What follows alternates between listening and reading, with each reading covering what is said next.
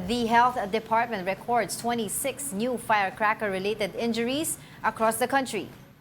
This pushes the total count of injuries to 69 less than a week before the New Year celebrations. According to the agency, 58 were aged 19 and below, while the remainder were aged 20 and above. It is also noted that 86% of the victims used illegal firecrackers such as boga or a PVC cannon.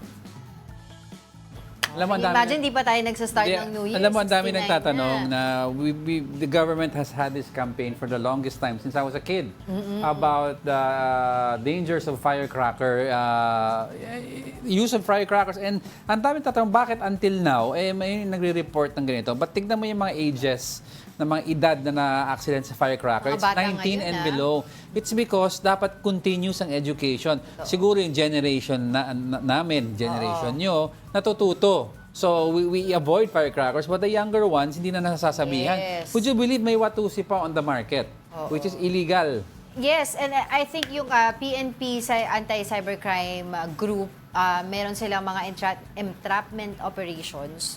And of course, dun din sa mga online na nagbebenta ng paputok online. So that's illegal, that's against the law, yung magbenta ng paputok online. May grading ang firecrackers yan kung ano yung pwede lang sa gamitin ng isang household. Yeah. Tapos yung mga firecrackers na like po na yung mga Judas Belt, malalaking Roman candle, yung mga Quezon bomb, yun, sa designated areas lang in Quezon City, meron ka sa Makati, kung saan nagkakaroon ng fireworks display. You know, if I'm not mistaken, in Pangasinan, parang iniisip nila mag-total ban na talaga doon ng firecracker. Kasi alam mo, nasisira din ang kalikasan yung hangin. Yes. Alam mo, Quality, di ba sinabi have you seen natin kahapon? sa Australia and sa Australia and Canada ata, meron silang massive simulated fireworks display which is used drones na ang gumaganap.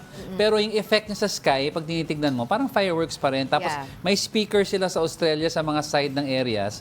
Tapos may mga tunog ng explosion of firecrackers and then the drones act as firecrackers kung umiilaw sila ng gano'n. Yes, pero going back dun sa sinasabi ko, yung ginagawa ng PNP Anti-Cybercrime Group, na aside dun sa kanilang mga entrapment operations, talagang tinutugi sila ngayon yung mga nagbebenta online at nakita nila na madalas may mga nagbebenta online ng paputok sa Facebook na platform, sa Twitter, X na pala ngayon, at saka in Spotify. Can you imagine? So, yan yung mga tinitingnan din nila ngayon. Kasi yun nga, as I've said kanina, bawal nga yan sa ating batas na magbenta ng paputok online. So, ayan yung mga... And we dapat din yung campaign natin, papakita nila yung mga napuputulan ng daliri, 'di ba? Yung mga nasasabugan para alam nila na ito yung dangers ng paggamit ng mga firecrackers, especially sa mga kabata. Bakit?